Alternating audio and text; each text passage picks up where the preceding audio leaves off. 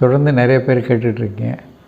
பொதுவாக நோயாளிகளை வைத்தியம் பண்ணுறதுல மருத்துவர்களுக்கு உள்ள நிலைப்பாடு, நோயாளிகளோட சங்கடங்கள் எல்லாத்தை பற்றி கேஸு இது வித்தியாசப்படுது. இதில் நல்லா விளக்கி சொல்லணுங்கிறதுக்கு தான் ஒவ்வொரு இன்சிடெண்ட்டையும் சொல்கிறேன். ஒன்றும் என்னுடைய சொந்த அனுபவத்தில் நடந்ததுங்கிறதுனால அது விளக்கமாக சொல்கிறேன். மற்றபடி இதோட ஒரு நோய் மாதிரி இன்னொரு நோய் இல்லை, ஒரு பேஷண்ட்டு மாதிரி இன்னொரு பேஷண்ட்டு இல்லை, ஒருத்தருக்கு இருக்கிற நிலைமை இன்னொருத்தருக்கு இல்லை. இதை புரிஞ்சுக்கணுங்கிறதுக்கு தான் நான் ஒன்றையும் விளக்கமாக சொல்கிறேன். அதனால் பாதையும் பயணம்னு கிளிம்சஸ் ஆஃப் ஹெல்த் கேர்னுட்டு வரிசையாக சொல்லிகிட்ருக்கேன்.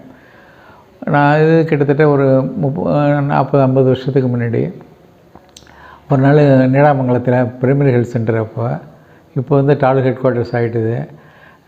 அப்போ பிரைமரி ஹெல்த் சென்டர் ஹாஸ்பிட்டலு. அங்கேருந்து என் ஸ்டூடெண்ட் ஒரு டாக்டர் ஃபோன் பண்ணுறாரு.